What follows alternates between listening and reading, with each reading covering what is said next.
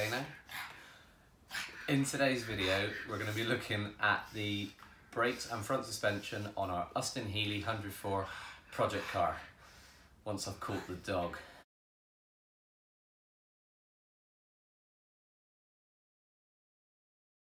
Now then, regarding the fitting process, this is what we've found and we've followed and it's worked for us. Bolt the lever arm damper to the top of the chassis with your 4 locating bolts. You can then put your 2 lower arms in. Now then, with the lower arms, a bush front and a bush rear, a fulcrum pin and almost a locking tab washer, which is the shape of the Millennium Falcon, I would say, to be fair. Get your arm and put 1 bush into it. You can then move the arm into this void and hold it roughly where it needs to go. You can then fit your fulcrum pin with locking tab and push it all the way through and then lock it into here. It will just sit in here relatively nicely. Now then, regarding the back bush, I'll show you the rear for ease. The hole in here, inside the actual mounting bracket, is larger than the outboard, or in the rear case, the rear hole. That's so the bush can go all the way through. Now, you've already got the fulcrum pin pushed through the arm, which has already got a bush in it. You can then reach over the back and push the bush onto the fulcrum pin, and the hole is big enough that the bush will push through it. You can then fit your rear Millennium Falcon tab or locking washer and then put your locking nuts on the back.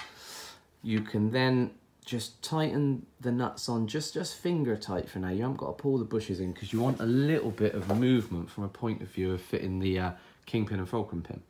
Now what we found we could do is, with them done up loosely but located, there's enough flex in the bushes to pull the arms apart, and then you can slip in your fulcrum pin, which is attached via a cotter pin to your kingpin.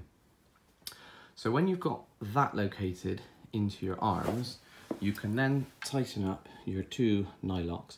Now when you get a couple of mil away from the locking tab, there'll be enough tension on this that it'll start to skate and spin round. So you want to locate it with a screwdriver or something soft so that you don't harm your nice paintwork.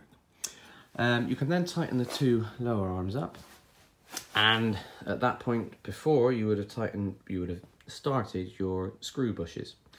You can then push the lever arm down and get your top locating bolt into the top of the kingpin.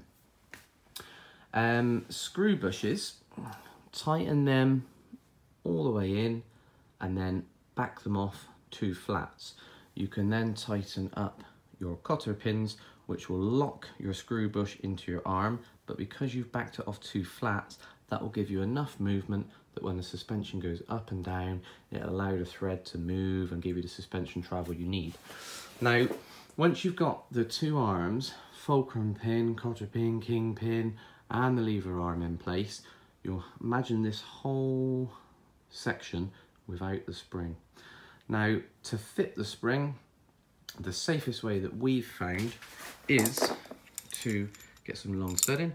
We've used BSF because we had a load over from our engine build, but you can use UNF, you can even use metric if you desperately want to. Now, you've got a spring pan with a bump stop.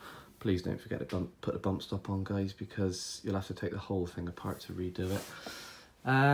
Fit the spring by hand up inside of its retainer, and then you'll find that with the spring tension it'll be, well, 4 or 5 inches down here.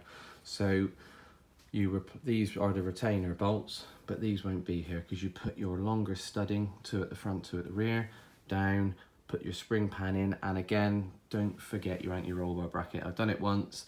It's a pain in the ass to go all the way back, take all the tension off, put the bracket back on. So anti-roll bar bracket at the front, nothing at the rear.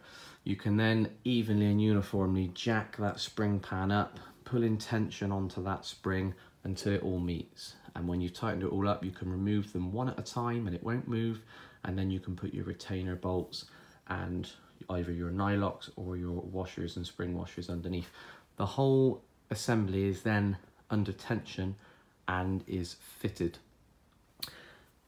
Another tip, it will be pretty straightforward as you go through the build and through the process, but you need to bolt your caliper carrier bracket onto your kingpin, and then before you put the bolts through, don't forget your steering arm and your lock tabs, and then you can move out to your steering rod and steering idler, which will give you a nice movement on your steering. And as I said earlier, that is where your track rod end will go there, and then you've got a steering rod which is adjustable adjustable to your other track rod end, which will be over here, and then when you turn your steering box, the gearbox will translate that movement into that movement, which will then move your steering arms and your idler, and then your wheels will turn the way that you want them to. Disc brake conversion. Now initially the 104 would have been on drums at the front. Now this hat car came with a conversion that we've fitted. It consists of the 3000 Mark 1 kingpin and trunnions. That's because the stub axles, which inside of here, which the hub and wheel bearings sit onto, they are slightly different. You got an inner bearing and you got an outer bearing. The inner bearing across the whole range, 104 through to BJ8 3000 Mark 3, was the same size.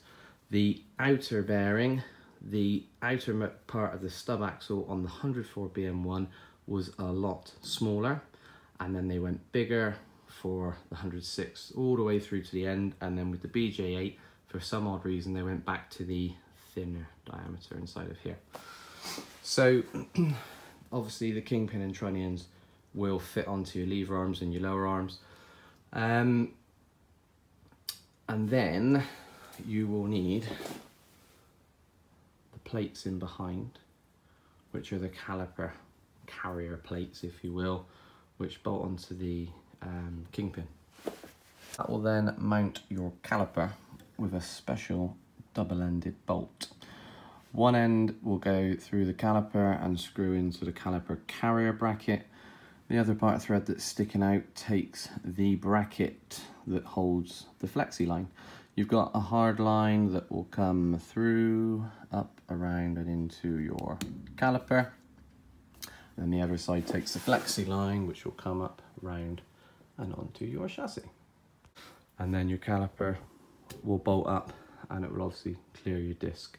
But you will need also the 3000 onwards hubs, because everything is completely different. Even the bolt pattern on the 104, the bolts, there's 4 of them to start with, and they poke outwards, and on the 3000 onwards they poke inwards so they can hold your disc. It will not work with the 104 because the offset's wrong and it won't mount to the disc, and everything about it doesn't work. It has to be the 3000 Mark 1 kingpins and trunnions, and these are the type 14 calipers.